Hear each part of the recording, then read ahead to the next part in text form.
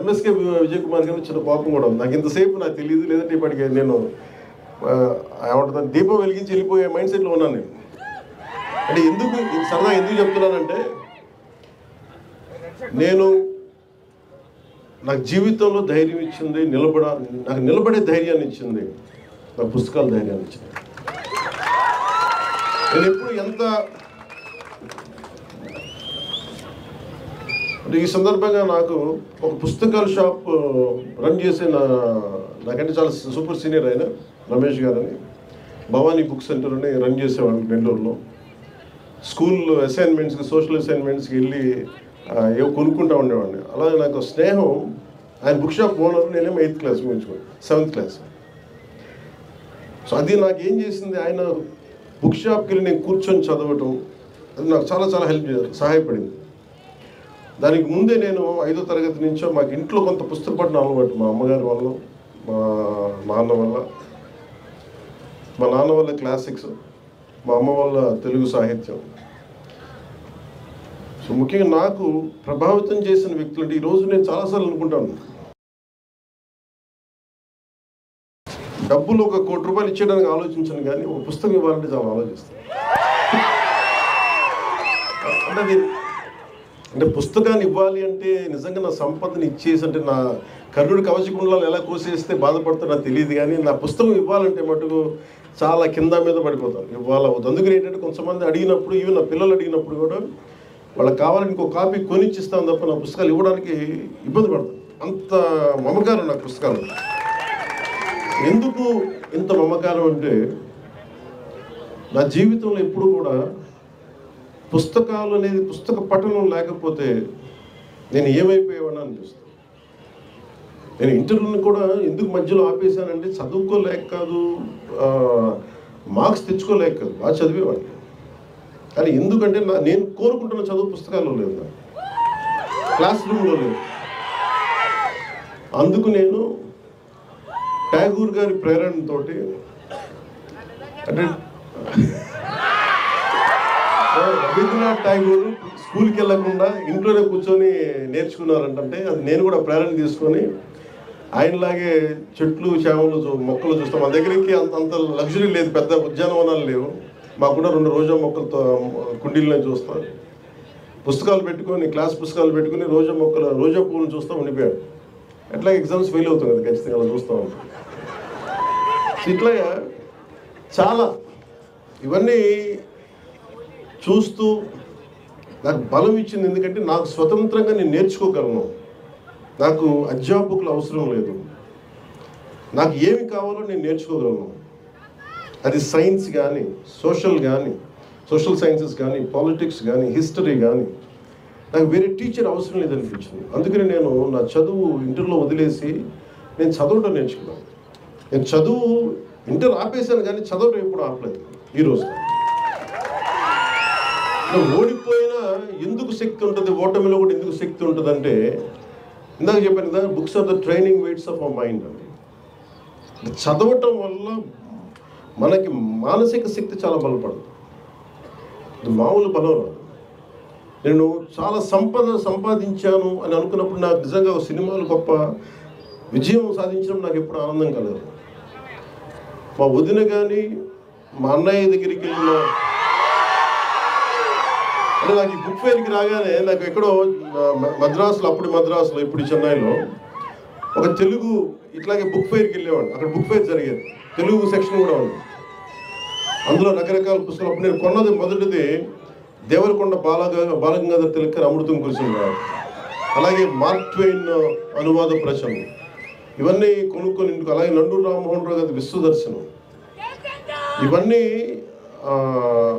మనకి ఇంటికి వచ్చి ఎప్పుడు ఓపెన్ చేయాలి అవి, ఆ కొత్త పుస్తకాల వాసన అది మర్చిపోలేము. ఓపెన్ చేయగానే దానికి కొత్త సువాసన ఉండదు. అంటే వర్షం చినుకు పడ్డప్పుడు ఎండిపోయిన నేలకి మట్టి వాసన ఎలా ఉంటుందో, ఒక కొత్త పుస్తకాన్ని తీస్తే ఆ వాసన ఎంత ముద్దుగా ఉంటుందో ఒక పుస్తక ప్రియుడికి తెలుసు దాని భావన. అలాగా ఆ రోజు అంటే నేను ఎందుకు నన్ను ఈరోజు పాలిటిక్స్లో కూర్చోబెట్టి నాకు ఎందుకు ఇంత బలం ఇచ్చినాయి అంటే, మన ఈ మధ్యన మన్యం ప్రాంతంలో కూడా వెళ్ళగలిగి ఎందుకు అర్థం చేసుకోగలనంటే, ఎందుకు నడవగలను అంటే ఎప్పుడో కేశవరెడ్డి రచించిన అతడు అడవిని జయించాడు. ఆ పుస్తకం చదివితే తప్పిపోయిన చుక్క పందుల కోసం అతను ఎంత కష్టపడ్డాడు అంటే, మనం ఇక్కడ మణులు మాణిక్యాల కోసం కష్టపడతాం. ఒక గిరిజనుడికి ఆ చిన్నపాటి ఆధారమైన తన చుక్క పందులు వెళ్ళిపోతే ఎంత కష్టపడతాడు, ఎంత ఇబ్బంది పడతాడు, అది ఆ కష్టం నాకు అర్థం చేసుకున్నాడు. అంటే ఎంత ఇబ్బందులు పడతారు. అలాగే చిన్న కథలు చదివిన, అలాగే మన సంస్కృతం, మరి మన సంస్కృతి గురించి అర్థం చేసుకోవడానికి ఎప్పుడో చిన్నప్పుడు 5వ తరగతిలో ఐ థింక్ ఆంధ్రపత్రిక సరిగ్గా గుర్తులేదు, దాంట్లో హాహా హూ అని చెప్పి మన విశ్వనాథ సత్యనారాయణ గారిది ఒక ధారావాహిక సీరియల్ ఉండేది. నాకు ఎందుకు గుర్తుండిపోయిందంటే, ఏదో ఒక విదేశాల్లో పెద్ద బహుళంతస్తులు ఉన్న ఒక సెంటర్లో ఒక అశ్వముఖంతో ఉన్న మనిషి శరీరంతో ఒక గంధర్వుడు పడిపోయి ఉంటాడు, ఇలా మూర్చపడిపోయి ఉంటాడు. ఆ ఫోటో చూశాను, అది చదివి దాన్ని చదవడం స్టార్ట్ చేశాను. ఆ హాహాహు చదివితే విశ్వనాథ సత్యనారాయణ గారిది మన సంస్కృతి పట్ల అవగాహన అర్థం అవుతుంది. అంటే ఎంత గొప్ప సంస్కృతి అని, అంటే ఎంత గొప్ప సైన్స్ ఫ్యాంటసీ సినిమా అంటే, ఒక జగదేక వీరుడు విజయ అతిలోక సుందర కూడా పంచం దానికి మించింది అంటే ఎంత అద్భుతం. అలాగే గుర్రం జాషువా గారిది మనకి ఫిరదౌసి నా టీచర్ చెప్తే, నా తెలుగు మాస్టర్ గారు రమణయ్య గారు వెంకటరమణ గారు చెప్తే ఎంత హత్తుకుపోయిందంటే, నా గుర్రం జాషువా గారి మీద పాదాలకి నమస్కరించాలని అంత గౌరవం పెరిగిపోయింది. అంత అంటే ఒక వ్యక్తి తాలూకు కష్టం, ఒక శ్రమ దోపిడిని ఎలా చేయకూడదు అనేది మనకి ఫిరదౌసిలో అర్థమవుతుంది. అలాగే ఒక అడ్వెంచర్ అంటే ఇష్టం, ఎలా చేయాలనుకున్నప్పుడు చివుకుల పురుషోత్తం గారిది, ఆయన బాల సాహిత్యం తెలియనప్పుడు బంగారం చేయడం ఎలా, అది చదివినప్పుడు నాకు కూడా ఇంట్లో నుంచి పారిపోయి బంగారం ఎలా చేస్తే మన ఇంట్లో తీసుకొని తెచ్చేసుకోవచ్చు అనేది ఒక ఫ్యాంటసీ మైండ్ ఉంది. అలాగే ఇంకొంచెం వయసు వచ్చాక ఏది పాపం అని చివుకుల పురుషోత్తం గారు చదివినప్పుడు ఎంతెంత కష్టాలు పడాలి, ఏమేమి నలుగుతారు మనుషులు. అలాగే గోపీచంద్ గారు ధర్మవడ్డీ చదువుతున్నప్పుడు మనుషుల స్వభావాలు ఎలా మారిపోతాయి. చెడ్డవాడుగా ఉన్నప్పుడు అందరూ భయపడతారు, మంచివాడుగా ఉన్నప్పుడు సమాజమే చెడ్డదైపు చంపేస్తుంది. ఇలాంటివి విన్నాం. ఇలా ఒక్కొక్క పుస్తకం చదువుతున్నప్పుడు లోపల చాలా తెలియని భావాలు, మనకు సమాజం పట్ల అవగాహన, ఇవన్నీ మనకి కదులుతూ ఉంటాయి. అలాగే విభూతి భూషణ్ బందోపాధ్యాయ గారిది వనవాసి చదివే మెడ్రాస్ చెన్నైలో, మేబీ ఆయన 17-18 సంవత్సరాలు అనుకుంటా. చదువుతున్నప్పుడు ఒక రచయిత కళ్ళకు కట్టినట్టుగా ఒక అడవిలోకి వెళ్తే మోదుగు పూలు ఎలా వికసించుకున్నాయి, అది ఏదో అడవి దహించుకుపోతున్నట్టుందా, ఇలాంటి వర్ణన నన్ను కదిలించేసేది. నన్ను అందుకునే ఒక ప్రకృతి ప్రేమికుని చేసింది వనవాసి అనే ఒక నవల విభూతి భూషణ్ బందోపాధ్యాయ గారు రాసింది. అలా ఒక్కొక్క పుస్తకం ఒక్కొక్కలా ప్రభావితం చేస్తుంది.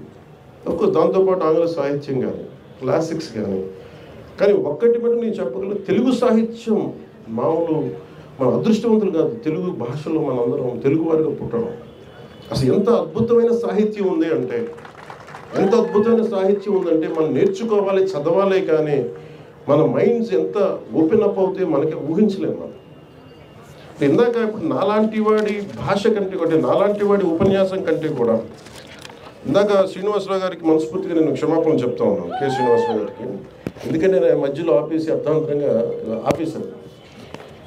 అంటే ఆయన భారతదేశంలో ఉన్న అన్ని భాషల్లో ఉన్న కీలకమైన కథలన్నీ ఆయన ఇంగ్లీష్లో ఇండియన్ స్టోరీస్ ఒక ఫస్ట్ వాల్యూమ్ ఆయన సంకలనం చేసి నాకు ఇచ్చారు. ఇప్పుడు నాకు మనస్ఫూర్తిగా వారికి నా ధన్యవాదాలు తెలుపుతున్నాను. అంటే మనం ఎందుకు అర్థం చేసుకోవాలి అంటే, నాలంటే ఒక పాపులర్ ఫిగరే, ఎక్కువ మందికి తెలిసి ఉండొచ్చు, కానీ నిజంగా జ్ఞానం ఉన్న వాళ్ళు ఎక్కువ మాట్లాడరు. మనం వెళ్ళాలి వాళ్ళ దగ్గరికి. శ్రీనివాసరావు గారు కానీ వేదిక పైన పెద్దలందరూ కూడా మన వాళ్ళ దగ్గర నుంచి నేర్చుకోవాల్సింది చాలా ఉన్నాయి. మేబీ నాలాంటి ప్రాచుర్యం ఉన్న వ్యక్తి, పాపులారిటీ ఉన్న వ్యక్తి అలాంటి మహానుభావుల గురించి తెలియజేస్తే, వేదిక పైన మహానుభావుల గురించి తెలియజేస్తే అది నిజంగా సమాజానికి చాలా గొప్ప సేవ చేస్తున్నాం. అని మనం పాపులారిటీ అంటే పాపులారిటీ ఉన్నంత మాత్రాన వాళ్ళు మేధావులు కాదు, నాతో సహా. ఎందుకంటే ఒక కథ రాయాలి అంటే భాష మీద ఎంత పట్టు ఉండాలి, వ్యాకరణం మీద ఎంత పట్టు ఉండాలి, అసలు ఒక్కొక్క పదప్రయోగం మీద ఎంత పట్టు ఉండాలి. ఎందుకంటే నేను స్క్రీన్ ప్లే కూడా రాస్తాను కాబట్టి నాకు తెలుసు ఎంత కష్టమో నాకు తెలుసు. ఒక స్పీచ్ రాయాలంటే నాకు ఎంత శ్రమ పడతానో నాకు తెలుసు. మనం తిరుపతిలో సనాతన ధర్మం గురించి ఒక స్పీచ్ రాయాలంటే ఒక 6 గంటలు, నాకు ఆల్మోస్ట్ ఒక 7 గంటలు పెట్టిన స్పీచ్. పొద్దున్న కూర్చుంటే తిరుమలలో కూర్చొని రాయడానికి. అది రాస్తున్నప్పుడు నాకు అర్థమవుతుంటుంది ఒక శ్రీ తాలూకు ఎంత వేదన పడితే ఒక మహాప్రస్థానం వచ్చి ఉంటుంది, ఎంత జ్వలించిపోతే ఒక వర్షం కురిసిన, ఒక అమృతం కురిసిన రాత్రి వచ్చి ఉంటుంది, తిలక్ ఎంత జ్వలించిపోయి ఉంటాయి. అంటే ఒక్కొక్కళ్ళ గురించి. అలాగే విశ్వనాథ గారు అన్ని గొప్ప కావ్యాలు రాయగలిగారంటే ఎంత దహించుకుపోవాలి ఆయన. అంటే ఎంత ఆయన కూర్చొని వంట చేస్తూ నోటితో ఆయన రాయలేదని చెప్తారు ఆయన. ఇప్పుడు ఆయన గురించి అసలు చెప్తూనే కథ నోట్ చెప్పేవాడు. మళ్ళీ ఈరోజు ఆపేసిన కథ మళ్ళీ రేపు పొద్దునకి మళ్ళీ అందిపుచ్చుకొని మళ్ళీ అది కంటిన్యూ చేయడం.